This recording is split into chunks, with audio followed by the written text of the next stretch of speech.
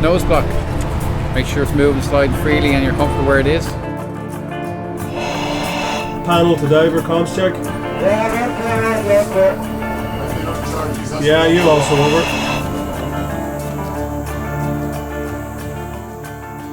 Whether it is searches for evidence or missing persons or just security searches, the Garda Water Unit operates across the country to participate on a number of tasks, where its members enter various marine environments and hazardous locations. The divers' skills and knowledge are heavily dependent on their experience they gain through intensive training and operations over the time of their service.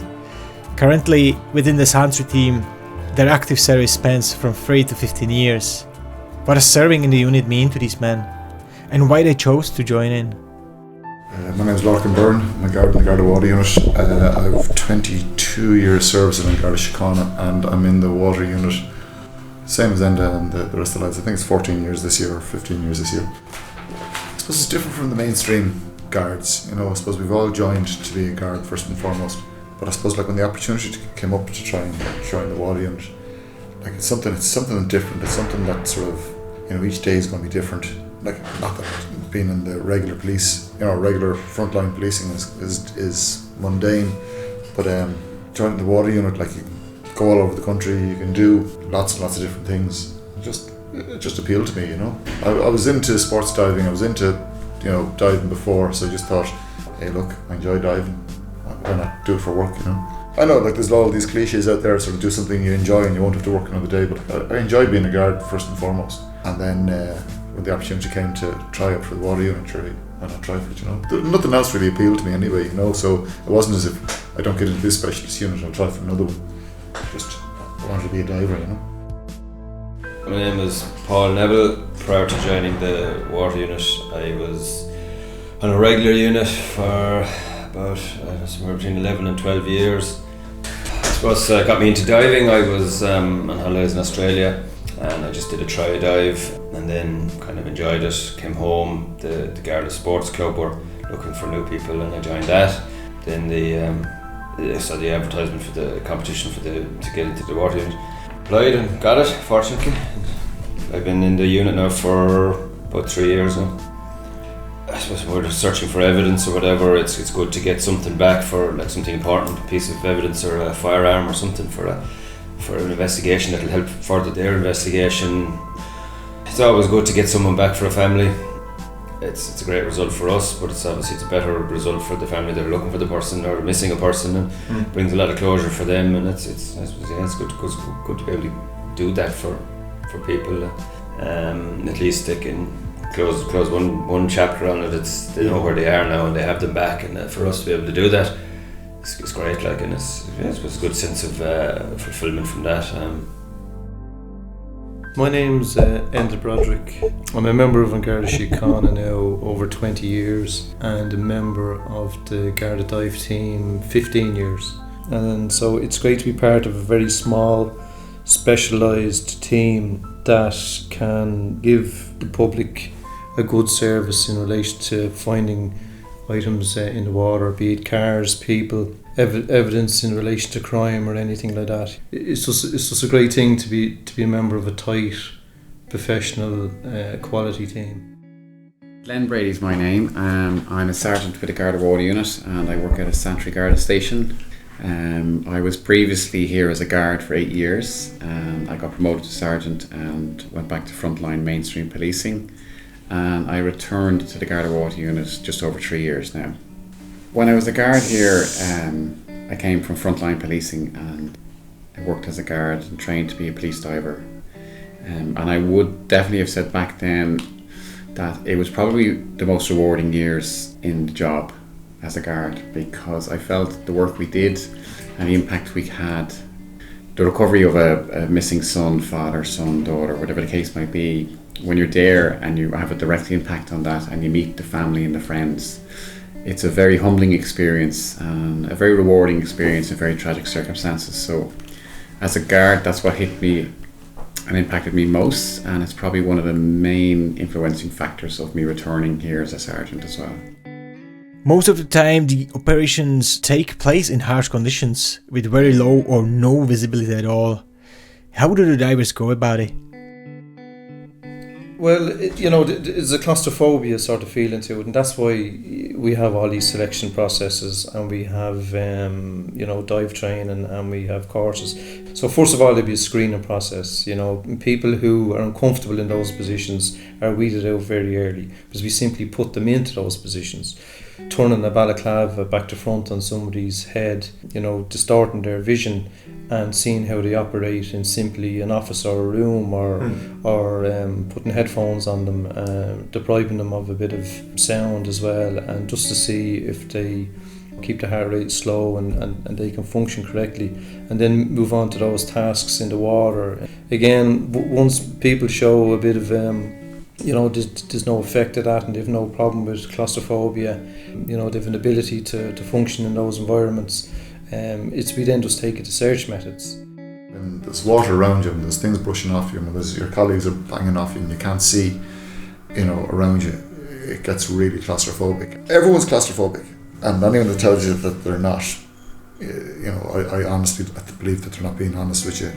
It's just a way of recognising it, and then, not get panicked, and then try to deal with it. There's risk assessments taken. It's what's in this unit is a massive abundance of experience and expertise. It's as a supervisor, you'd be surveying the site and doing a holistic, ongoing, dynamic risk assessment.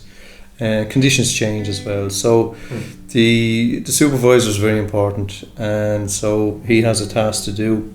He'll make the call on it, on whether it's diveable or not, how it's going to be dived, what equipment is going to be used, the personnel that's going to be involved, and then he'll brief the team. The normal stuff, we're on St John Roger's Quay. We're going to dive off the quay wall here in the River Liffey. Tide times is in the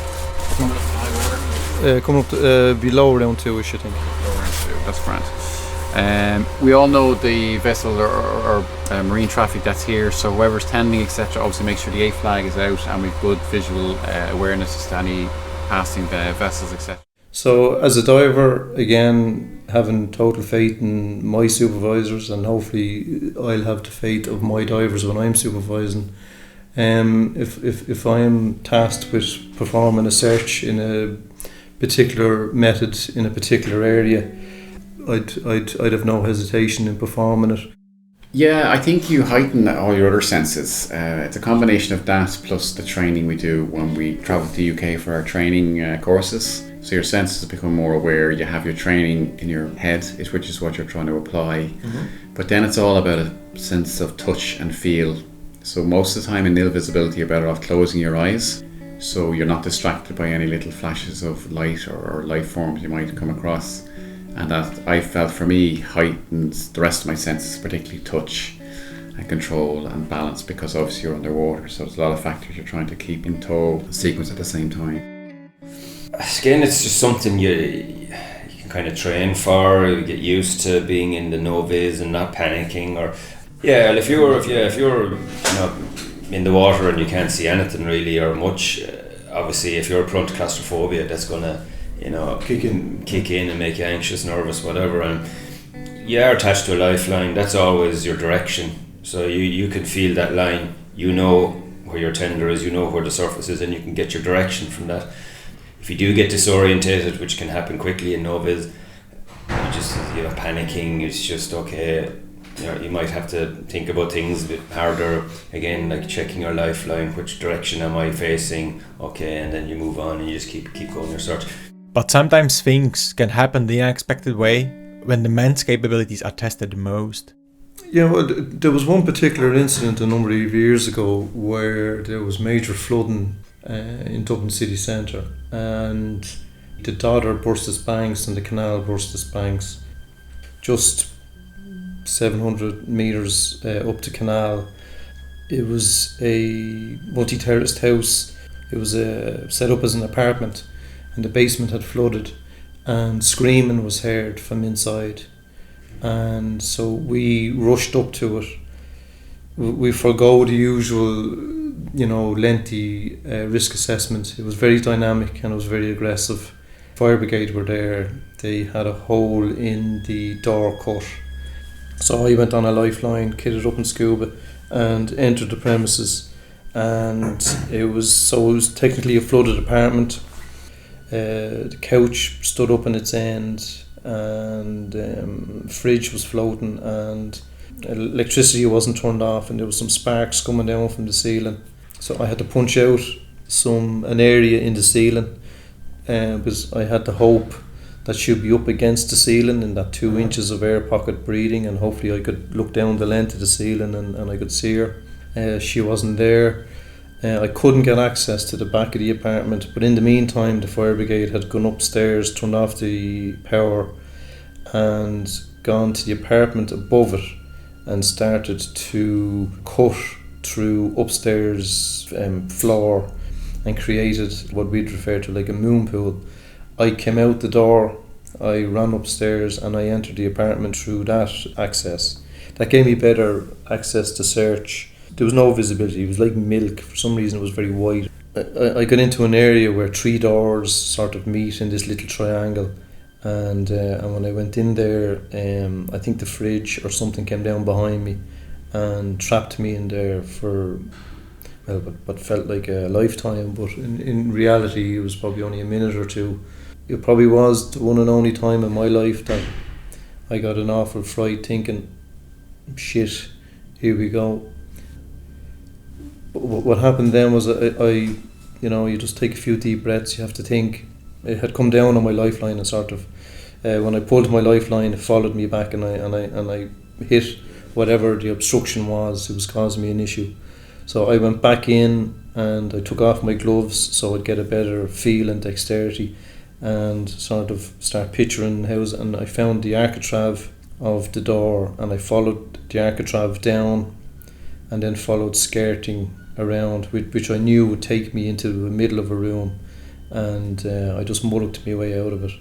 Yeah, look, it only took about a minute, but I suppose in my mind it took a lot longer, and in my career of 20 odd years diving, it was the biggest fright or the biggest entrapment that I've ever come across.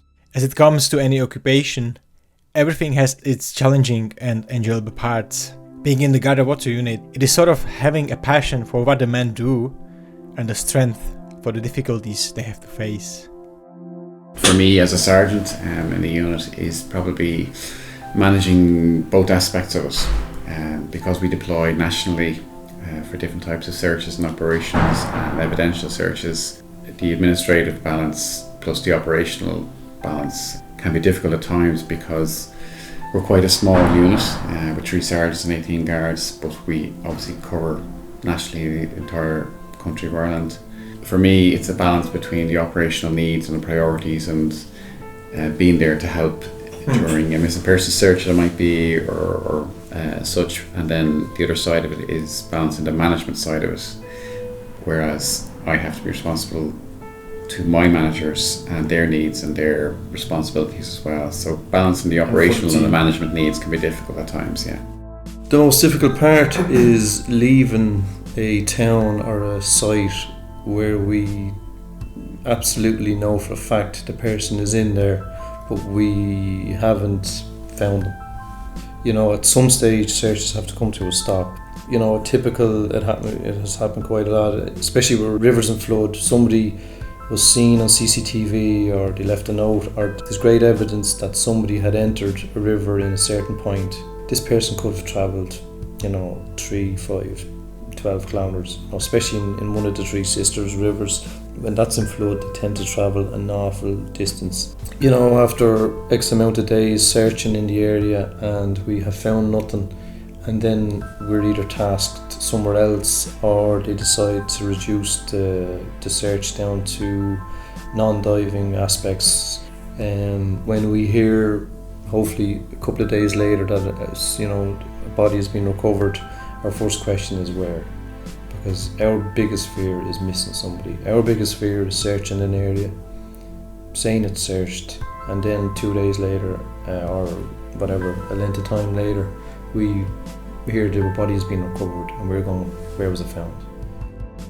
I suppose, maybe operating in testing conditions, you drop into water, maybe the flow is more than you expected, or maybe you might be having to dive like in a river that's running very fast. You're trying to search in it, and it's just you're getting thrown around a bit. We have to operate all through the winter. It's cold. It's you're mucky, muddy spots, hard to access, bits of river or whatever, and you're hauling gear around the place, and sometimes you're kind of thinking, geez, would I be better off in an office?